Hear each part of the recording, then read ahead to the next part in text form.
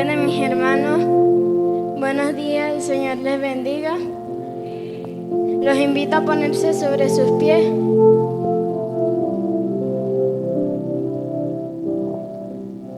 Y buscar en sus Biblias Colosenses, versículo 2, capítulo del 6 al 7.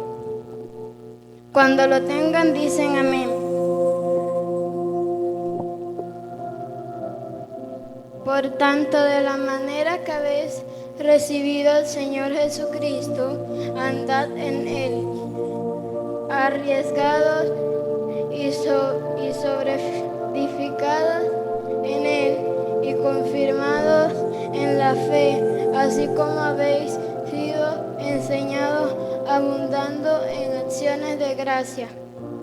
Muchas gracias, mis amados hermanos. El Señor les bendiga grandemente.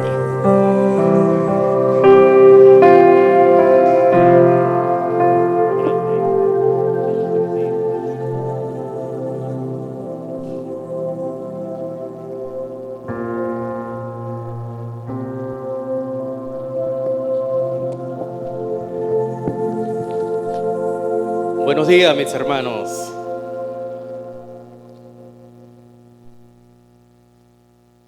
Buenos días. Así es, con ánimo. Acabamos de entonar una hermosa alabanza y la iglesia se escuchó muy hermosa. Y en ese mismo sentir vamos a mantenernos. Amén. Con ánimo. Como para el Señor, ¿verdad?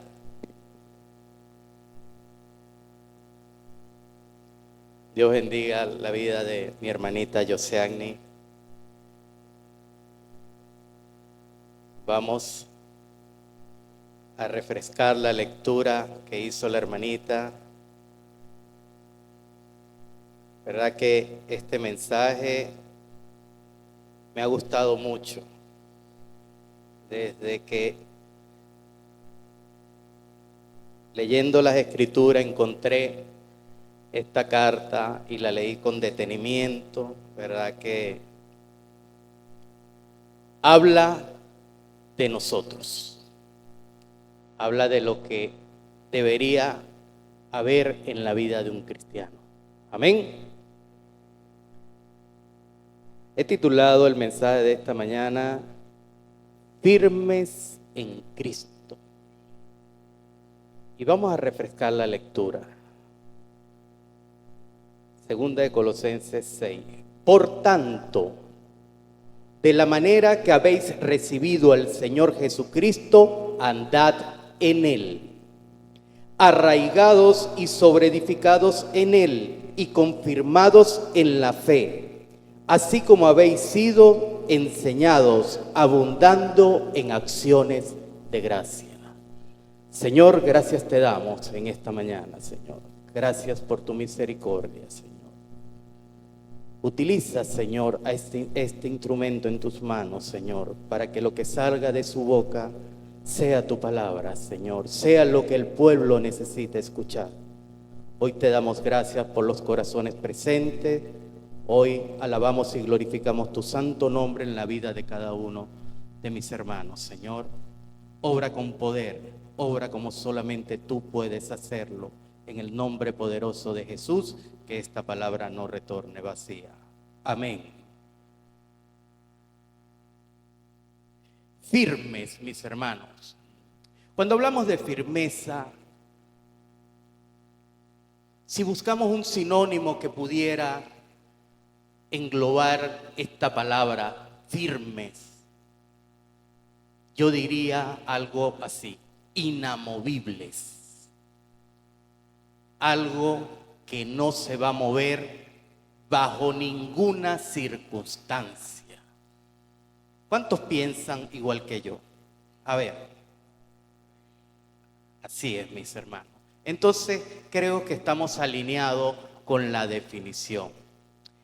Es cuando nuestro corazón se afianza. ¿Y en qué nos afianzamos todo lo que hemos creído? Nos afianzamos en una verdad llamada evangelio, ¿cierto? ¿O hay dudas aún de que esa verdad es a media?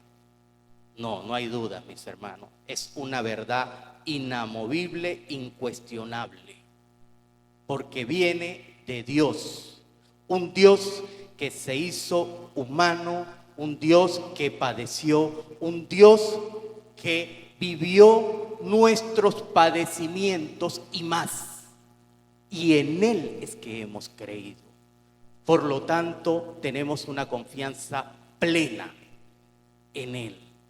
Eso nos hace firmes, mis hermanos. Estamos iniciando ya el segundo mes del 2026. Veo muchos ánimos ahí en puerta con una actividad que la iglesia realiza año a año, como lo es el campamento. El campamento no se ha detenido. Son más de 20 años que este campamento ha estado ininterrumpido. ¿Y saben por qué? Porque hay personas, hay siervos del Señor firmes en lo que hay que hacer para el Señor. Esto que acabamos de leer, estos dos versículos, son, yo diría, como el eje central de esta carta a los colosenses. Esta carta a los colosenses es una carta que cuando nos la leemos detenidamente, vemos una doctrina de punta a punta que nos indica que no hay nada fuera de Jesucristo, que en Jesucristo estamos completos. ¿Cuántos lo creen? Amén, mis hermanos. En un contexto, esta carta fue escrita por el apóstol Pablo cuando estaba en prisión allá en Roma.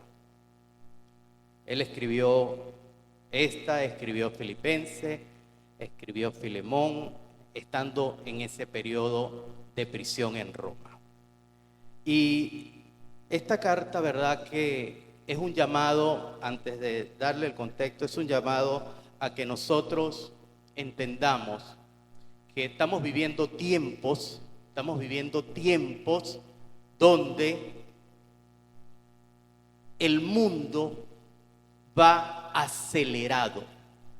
Yo no lo llamo rápido, yo lo llamo veloz. Y yo cito un ejemplo. Hoy compramos un teléfono de última generación y a los 15 días ya está saliendo otro, ¿cierto? Y en esa velocidad, en esa aceleración, los cristianos también tenemos que movernos así de rápido, mis hermanos. Porque si esta carta que fue escrita hace más de 2000 años, el cristianismo estaba siendo asediado, hoy más que nunca lo está.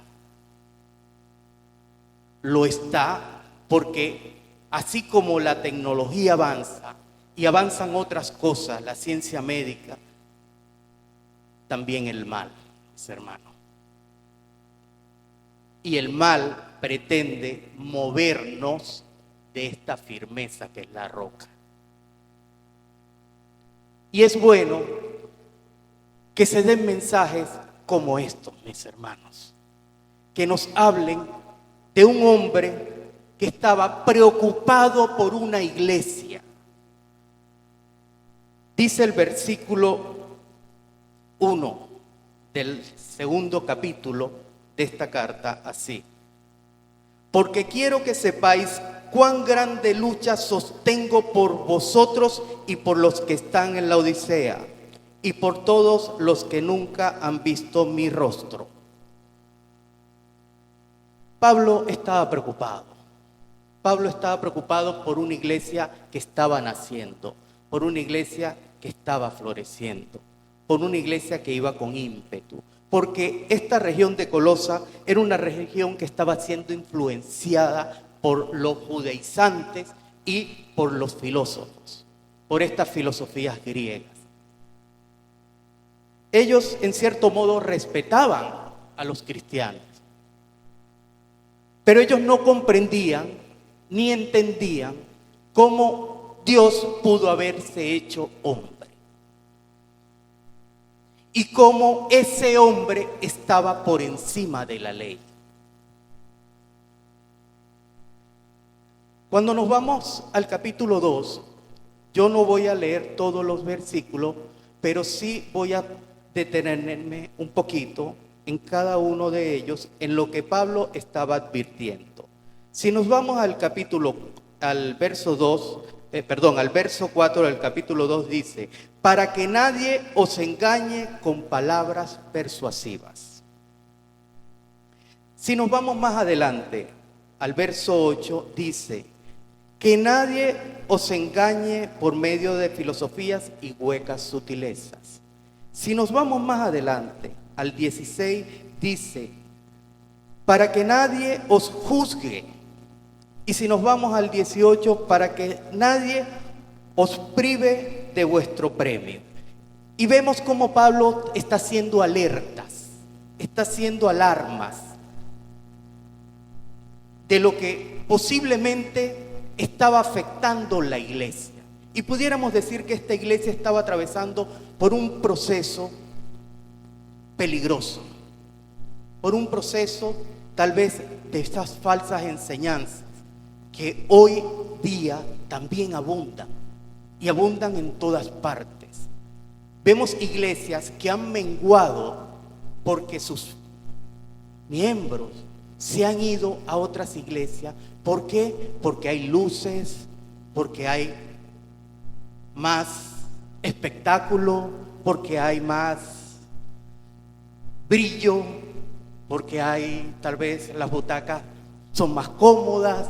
Entonces vemos cómo las iglesias también de hoy están padeciendo ciertas situaciones como las estaba padeciendo esta iglesia de Colosas.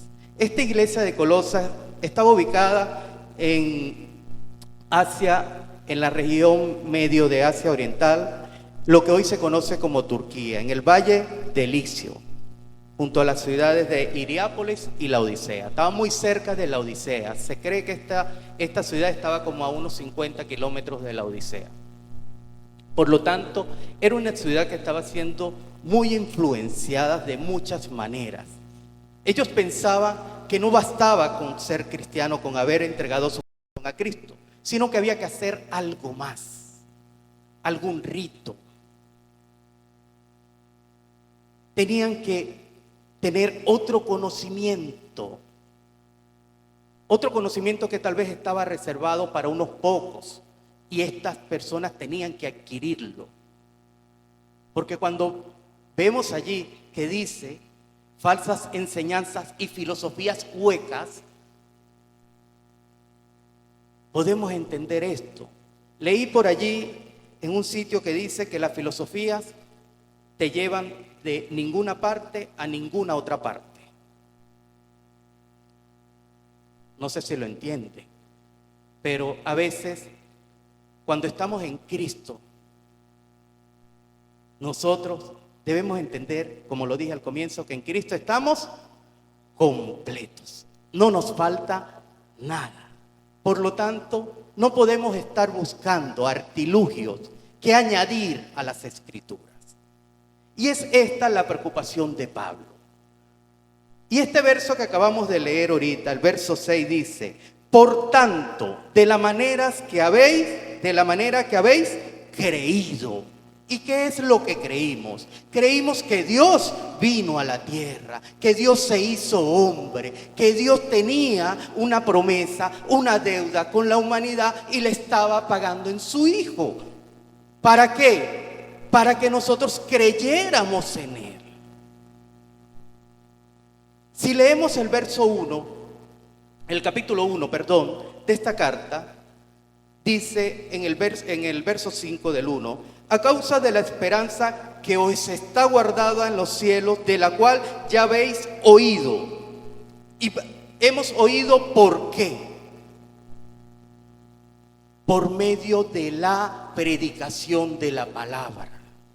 En aquellos tiempos, vámonos mis hermanos, más de 2000 años atrás, cuando se predicaba el Evangelio, todavía no estaban escritos estos libros del Nuevo Testamento. Estos libros del Nuevo Testamento no se habían escrito en ese momento. Tal vez una que otras cartas ya el apóstol Pablo había enviado. Sin embargo, sabemos que Romanos 10 nos dice que si confesamos y creemos, ¿qué pasa? Seremos salvos. Pero esto va más allá de Romanos 10, mis hermanos. Esto va que lo que pasaba en aquel tiempo era que cuando se les llevaba el poder de la palabra a través de la predicación, las personas se convertían de una manera inigualable. Ojalá y en estos tiempos las personas se conviertan como se convertían ellos. Eran ejemplo. En ellos se notaba el cambio, desafiaban la autoridad de aquella época. Iban más allá de lo que veían sus ojos, eran transformados. Me gusta cómo lo dice acá en el verso número 10. Dice: para que andéis como es digno del Señor, agradándole en todo, llevando fruto en toda buena obra y creciendo en el conocimiento. Eso era lo que pasaba cuando eran transformados. Y Pablo se lo recuerda, porque de la manera que fuisteis transformados, andáis en Él. Da un mandato: anden, mis hermanos, en Él. ¿Y qué es andar en Cristo? Vámonos al libro de Corintios, mis hermanos, al verso 10. En el verso 10 del libro de Corintios hay una forma muy bonita que el apóstol Pablo describe qué es andar en Cristo. Dice así: porque no quiero, hermanos, que ignoréis que nuestros padres todos estuvieron bajo la nube y cruzaron el mar. Ese refiriéndose al pueblo de Israel en el desierto. Todos en Moisés fueron bautizados en la nube y en el mar. Todos bebieron de la misma bebida espiritual. Pero después, Pablo, unos versos más adelante, se detiene y dice así: que a pesar de que todos bebieron de eso espiritualmente que Dios le había dado, inclusive bebieron de la roca, dice que muchos de ellos, a pesar de esto, no recibieron de Dios lo que tenían que recibir. Y le dice: para que no codiciéis las cosas malas. Eso es andar en Cristo. Hoy día, Pablo se lo recuerda en aquella manera de vivir que tenía el pueblo en el desierto, porque ellos empezaron a codiciar. ¿Quiénes? El pueblo de Israel. Sí, lo mismo estaba pasando con la iglesia de Corinto. Estaban codiciando, mis hermanos. Se estaban apartando de lo que era Cristo. Para que no codicéis cosas malas, ni seáis idólatras. En el 8 dice: ni forniquéis. Se habían vuelto idólatras, se habían vuelto a la fornicación. Ni tentemos al Señor. Si nos ponemos a ver todo esto que dice el apóstol acá en la carta a los Corintios, nos damos cuenta que él estaba advirtiendo las cosas que no tenían que hacer, que eso no era andar en Cristo. Para que no murmuréis. Se habían vuelto murmuradores de unos con otros. Estoy resumiendo hasta abajo, porque quiero llegar al verso 12. Y el verso 12 nos dice así: así que el que piense estar firme, el que piense estar firme, tenga cuidado de no caer. Y volvemos al título de la prédica: firmes en Cristo. Y nos preguntamos, ¿será que algunas de estas cosas que Pablo le advierte a la iglesia de Corinto están en nosotros? ¿Qué tantas murmuraciones? ¿Qué tanto caer en tentaciones? ¿Qué tanto caer en actos lascivos para con Dios?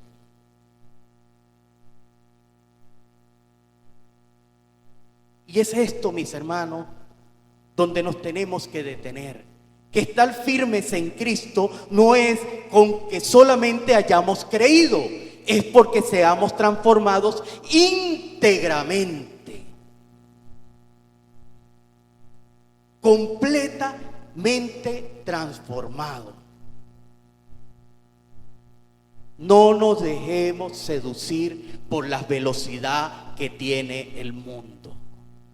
Vayamos al ritmo de la palabra de Dios, no al ritmo de lo que el mundo está ofreciendo. Eso se refiere el Señor cuando le dice: de la manera que habéis recibido a Cristo, andad en Él. Pero Él no se queda allí. Si nos vamos al verso 7, el apóstol Pablo añade dos cosas que son las que me pusieron a pensar mucho. Él añade una frase y dice: arraigados. Repita conmigo: arraigados. Cuando somos arraigados, mis hermanos, somos pasado de un sitio a otro. Todos los que han sembrado una planta saben que nosotros no podemos cortar una planta desde el tallo y sembrarla, ¿cierto? La tenemos que sacar ¿cómo? De raíz y ponerla en otro sitio. El Señor nos sacó de esa tierra del pecado donde estábamos, donde nos formamos, donde nacimos, porque nacimos en pecado. Y una vez que aceptamos a Cristo, ¿qué fue lo que pasó? Fuimos trasplantados a una nueva tierra, a la tierra del reino de Dios aquí en la tierra. Eso fue lo que pasó. Y esa tierra es lo mejor que nos puede pasar a cada uno de nosotros. Si nos vamos, hablamos de esto, ¿no se acuerdan del Salmo 1? ¿No les trae como recuerdo lo que dice el salmista ya en el versículo 3 del Salmo 1? ¿Ah? Y seremos plantados junto a corrientes de agua. Y seremos plantados junto a corrientes de agua. Pero queda allí el versículo. No queda allí, ¿verdad? Porque también dice que su hoja no cae, que siempre está verde. Y eso es lo que le pasa a los hijos de Dios. Y esa agua inagotable es Jesucristo. Esa agua inagotable que nos llena y nos da vida y vida en abundancia. Y por mucho que bebamos, esa agua no se acaba. Eso es lo que pasa cuando somos arraigados, trasplantados. En la ciencia médica, y que me corrijan los médicos si estoy equivocado, ese término de ser trasplantado cuando le colocan un órgano distinto se llama trasplantología. Y la trasplantología, mi hermana Rosana, ¿será correcto? ¿Es correcto, mi hermana? Y eso hace un efecto en las personas. ¿Sabes qué efecto causa? el ser trasplantado, una persona, le cambia totalmente su manera de vivir y cambia para bien. ¿Por qué? Porque entiende que tiene un órgano nuevo que tiene que cuidar. Cambia físicamente su estilo de vida, pero también cambia emocionalmente su estado de vida. Cambia sus emociones. Eso ocurre en las personas cuando reciben un órgano nuevo. Lo cuidan. Lo mismo pasa en nosotros. Nosotros tenemos que cuidar eso que nos fue dado. Esa nueva vida en Cristo tenemos que protegerla a como dé lugar, contra esa velocidad contra la que va el mundo. Allí tenemos nosotros que estar. Quiero leer acá 3 versículos, ¿verdad? Que estos 3 versículos es un llamado que hace el apóstol Pablo. Pablo dice, allá en Efesios 5, 15 y 16, dice: mira pues con diligencia cómo andéis, no como necios, sino como sabios, aprovechando bien el tiempo. Y él añade algo más: porque los días son malos. Si en aquellos tiempos Pablo escribe de esa manera, ¿qué diremos nosotros en estos tiempos? ¿Qué días son estos que estamos viviendo? Para los que estamos en Cristo, ninguna condenación hay. Pero para los que están en el mundo, ya han sido condenados. Se nos están perdiendo las almas en los hogares, sin necesidad de ir muy lejos. Se nos están perdiendo en nuestras habitaciones. Estamos viviendo días terribles. Terribles, mis hermanos. 3 niñas saltaron de un 9º piso en la India. Estamos viviendo días donde hay que ponernos bien los pantalones. En aquellos tiempos, diría el apóstol, apriétate el cincho, porque lo que viene, candela. Y eso es lo que está pasando. El apóstol Pablo está haciendo una alerta a esta iglesia de Colosa. Hoy el Señor me está diciendo a través de su palabra: mi iglesia tiene que pararse, tiene que dejar de dormir. Lo que me lleva al segundo versículo que escribe el apóstol Pablo allá en Romanos 13:11. Que es ya hora de levantarse del sueño, porque ahora está más cerca de nosotros nuestra salvación.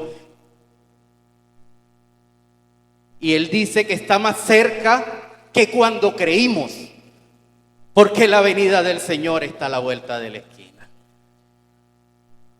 Está a la vuelta de la esquina, mis hermanos.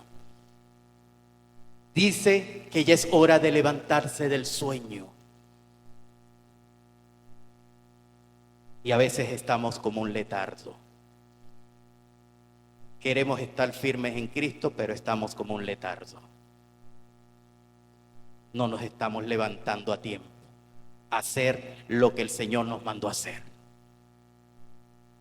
que es ir y salvar estas almas. Porque el Señor no retarda su venida. Él lo que quiere es que todos procedan al arrepentimiento. ¿Y cómo van a proceder al arrepentimiento si los responsables de llevar ese mensaje de arrepentimiento estamos en un letargo? Y es hora de levantarse del sueño, dice la Escritura ya en Romanos. El tercer versículo está en 1 de Timoteo 5:15, que agrega lo que venimos hablando, que le estamos agregando cosas a las Escrituras que van más allá de Cristo. Y el apóstol dice que estamos haciendo contra Cristo actos lascivos. Que ya algunos se han apartado en pos de Satanás. El Señor me dijo, y empezamos con ese, el Señor me dijo. La semana pasada el pastor dio un mensaje con relación a esto. Que tuviéramos cuidado. Muchos dones han cesado y hoy día personas están encargándose de decir, de manifestar entre ese Dios me dijo cosas que no son de Dios, practicando eso. Pensé que estaba acá. Primera de Timoteo 5:15. Y tengamos cuidado, mis hermanos. Tengamos cuidado. Me gusta eso de estar arraigados, porque ahorita hablé de la ciencia médica. En la botánica hay un arte también donde un árbol literalmente es trasplantado a otro sitio y le son podadas las ramas y le son podadas las raíces, y ese árbol recibe un cuidado muy especial. Ese arte es un arte japonés llamado bonsai. Algunos de acá fueron en algún momento a Valle Guanape. ¿Cuántos conocen Valle Guanape? Saben de lo que les hablo, ¿verdad? Allí había una señora, no sé si ese legado quedó en su familia, donde ella desde muy niña se capacitó en ese arte del bonsai. Y tú ibas a esa casa y te mostraba un árbol muy enorme y te mostraba un hermano de ese árbol en una maceta de este tamaño. Muy pequeños, pero con un cuidado excepcional. Te decía cómo lo tenías que cuidar, cómo lo tenías que regar, cuántas horas tenía que llevar sol ese árbol pequeño. Así somos nosotros en la mano del Señor, como ese árbol pequeño. Él nos dice a través de su palabra cuánto debemos recibir de Él. Y Él nos poda la rama que no reverdece, para que siempre estemos verdes. ¿Cuáles son esas ramas que no reverdecen, mis hermanos? Las ramas de la intriga, las ramas del dolor, las ramas del sufrimiento, las ramas de las murmuraciones, las ramas de las aflicciones. Es Él quien nos poda esa rama. Muchos llamamos bonsai al árbol. El bonsai es el arte que aglomera el árbol, el proceso. Y de aquí el apóstol habla en otro término, el término de construcción. Ya nos habló de que estemos arraigados, de que estemos firmemente inamovibles junto a esas aguas que representan nuestro Señor Jesucristo.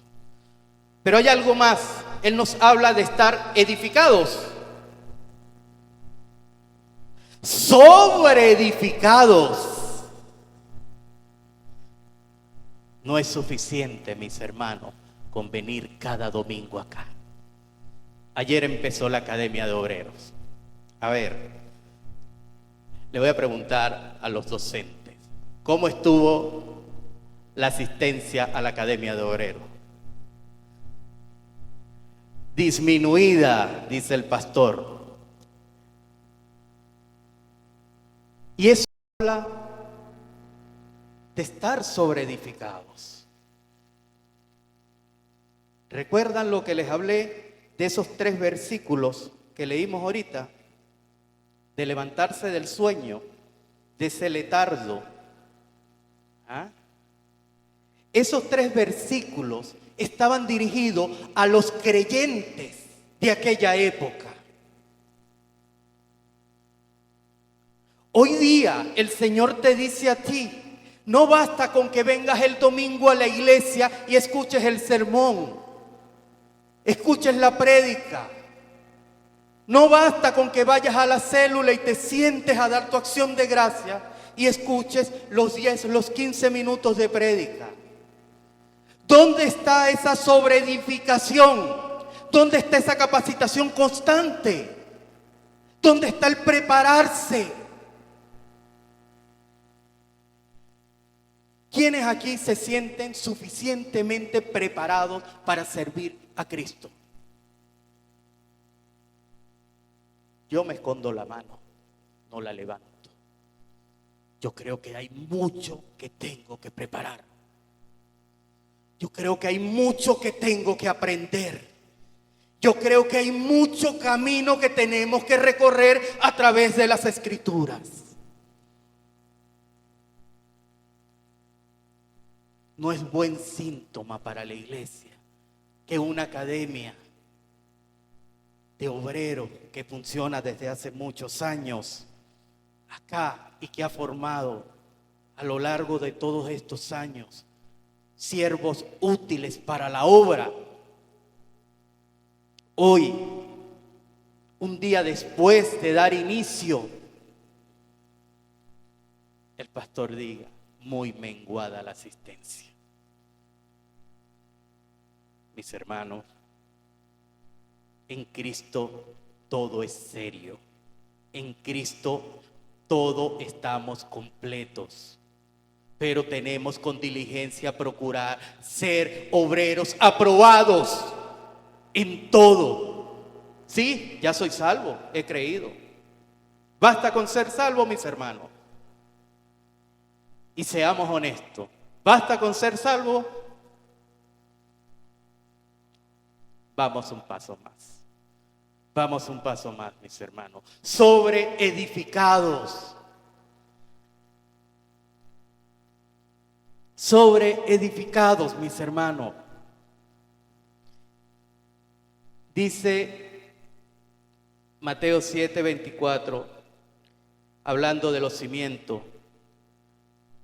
Decía que cualquiera pues que me oye estas palabras, lo compararé como un hombre prudente que edificó su casa sobre la roca.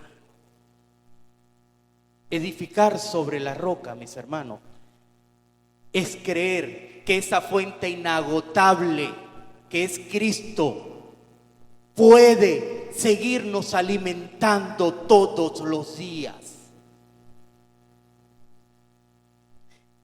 Dice el Señor, el que de mí come, el que de mí come. ¿Qué pasa con el que come del Señor? ¿Ah? No tiene hambre jamás. No tiene hambre jamás. Pero nosotros tenemos que ser como ese niño lactante del que habla la palabra allá en la carta de Pedro. Siempre buscando, siempre necesitando. Mi hija le decía al doctor, no sé si John estará por ahí, le decía, es que me tiene loca ese muchacho, como come cada ratico. No le puede dar una fórmula, no le puede mandar algo adicional que tal vez lo llene. Me complace hablar de mi nieto. Dios lo bendiga. ¿No habrá algo más que lo sacie? El doctor le dijo, no.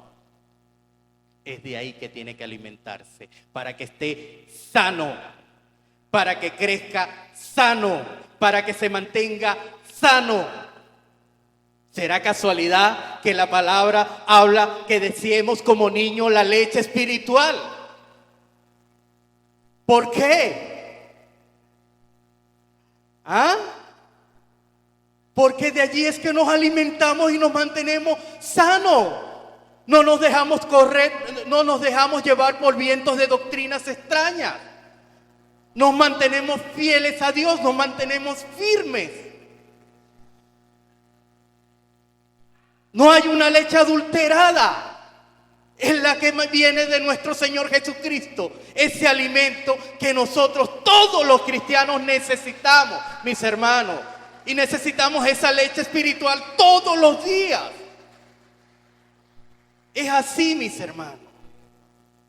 Eso es estar sobreedificados. Procurar con diligencia, mis hermanos. Hay alertas, hay alarmas de que una iglesia se puede perder si ésta no busca continuamente las cosas del reino de Dios y su justicia. Hay muchas alarmas. Hay obras que han iniciado y así como inicia, se caen, se desaparecen, se pierden. ¿Por qué? Porque duermen en letargo. Porque esa firmeza es cuestionable. Por eso, mis hermanos, vienen esas filosofías huecas, esas sutilezas, porque así actúa el enemigo, sutilmente, y va socavando, porque va minando desde las raíces. Y desde las raíces se caen los árboles. A veces vemos árboles enormes y cuando los cortan están huecos por dentro, porque fueron minados desde las raíces.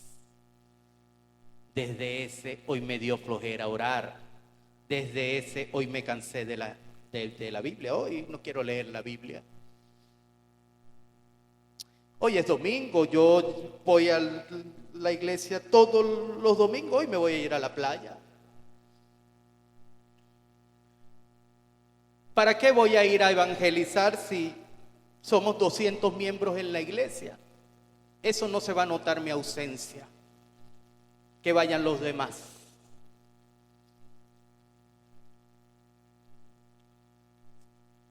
Hoy sí voy a la iglesia porque va fulanito o porque va a predicar Perencejo, entonces vamos por el mensajero, más no por el mensaje.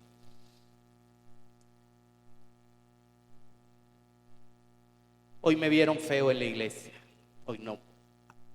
La otra semana no vengo. Hoy el hermano me dejó con la mano extendida cuando le iba a saludar. Y de a poco vamos añadiendo raíces de amargura. También están en las escrituras.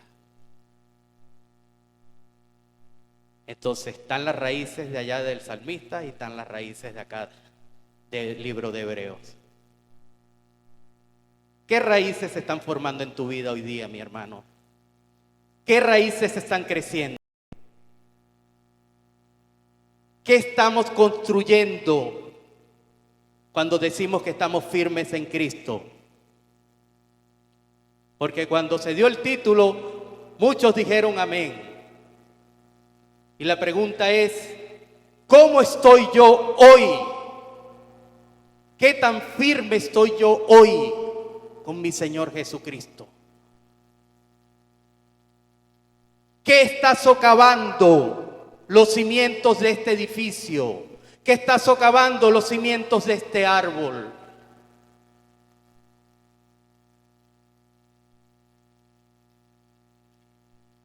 Tenemos, mis hermanos, una responsabilidad. Y la responsabilidad más grande es con el regalo de la salvación, mis hermanos.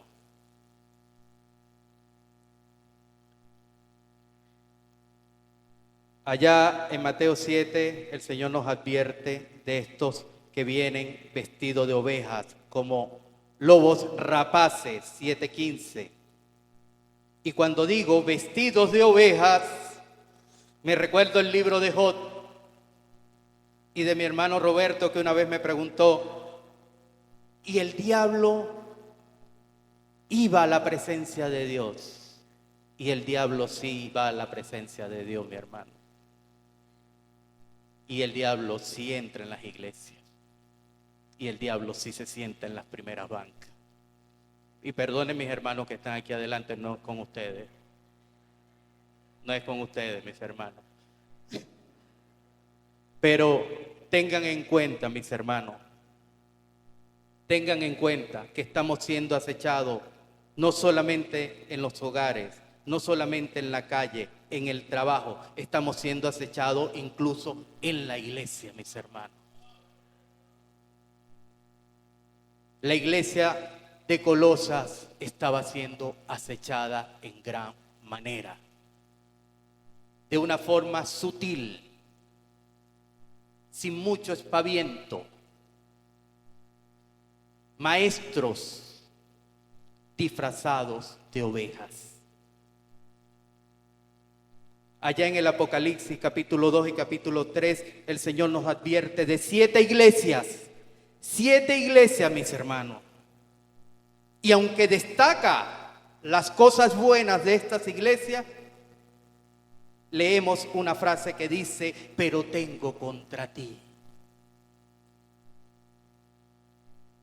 Es tiempo, mis hermanos, de que se digan cosas buenas de la iglesia de Cristo y no se digan, tengo contra ti.